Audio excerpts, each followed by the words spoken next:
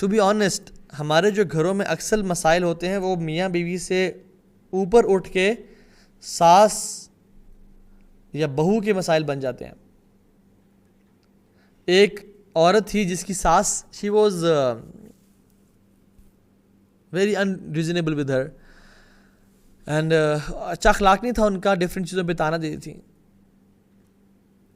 تو وہ گئیں کاؤنسلر کے پاس اور انہوں نے کہا کہ یہ مسائل ہیں. تو انہوں نے کہا کہ تمہارے ہسبینڈ سے مسئلہ تو کوئی نہیں. انہوں نے کہا نہیں, ہسبینڈ میرا بالکل پرفیکٹ ہے, میرے ہسبینڈ سے کوئی مسئلہ نہیں ہے.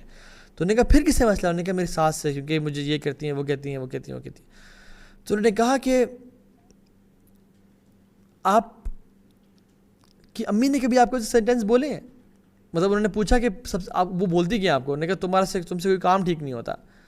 تو انہوں نے پوچھا کہ کبھی آپ کی جو اصل والدہ ہیں انہوں نے کبھی آپ کو ایسا سینٹینس بولا کہ تم سے کبھی کام نہیں ہوتا؟ انہوں نے کہا ہاں مجھے تو میں تو روزانہ سنتی تھی یہ کام. تو انہوں نے کہا تو پھر اگر آپ ساس سے یہی وہی سیم سینٹینس سن رہی ہیں تو اس میں ایسی کیا بڑی بات ہے؟ تو شی سیڈ کہ نہیں, وہ میری ماں ہے, ماں کا ریلیشن اور ہوتا ہے, ساس اور ہے.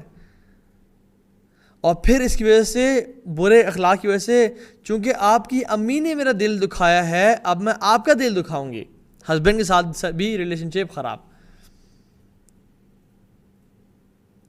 تو ان شخص نے ان کو ایک حدیث سنایا اور کہا کہ اللہ کے نبی کی حدیث ہے کہ تمہارے 4 ماں باپ ہیں,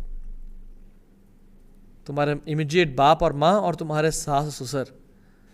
خدمت تمہارے پہ 2 کی فرض ہے, یعنی امیڈیٹ ماں باپ کی, اور رسپیکٹ اور آنر ڈگنیٹی 4 کا فرض ہے تمہارے اوپر.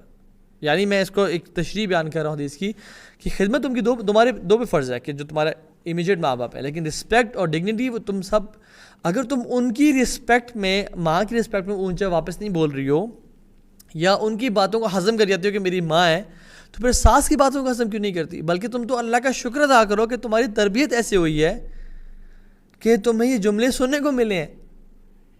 تم تو کہو یا اللہ تیرا شکر ہے ساس, یہ تو آپ جو جملے بول رہی ہیں تو مجھے آپ ماشاء اللہ میرے اپنے گھر کی یاد دلا رہی ہیں, یہ تو جملے بڑے سنے نظر آ رہے ہیں مجھے.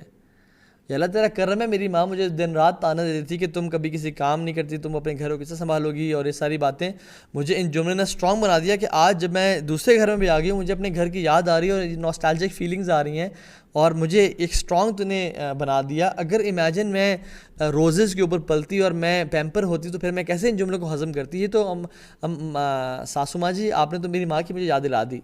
چلیں اچھا ہے میں ماں کو چھوڑ کے تھی, مجھے ایک اور ماں مل گئی یہاں پہ. This can be an attitude.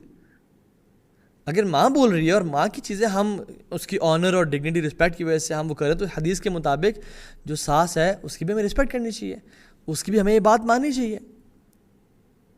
And you know but every battle is not to be fought. ہم لوگ کیا کرتے ہیں کہ کوئی بات کر دی, انہوں نے منہ سے غلط جملہ نکل آیا, کسی وجہ سے ہم نے جنگ کھڑی کر دی, یہ کیوں بولا, یہ کیسے ہوا. نہیں, چھوٹی چھوٹی چیزوں پہ جن کا دل دکھتا ہے وہ بڑے بڑے کام کرنے کے قابل نہیں رہ سکتے. یاد رکھیں اس بات کو. جو چھوٹی چھوٹی چیزوں پہ اپنے دل کو وہ سینٹی ہو جاتے ہیں نا, اور دل پہ لے لیتے ہیں ان باتوں کو, وہ یاد رکھیں کہ بڑے بڑے زندگی میں وہ کام نہیں کر پاتے.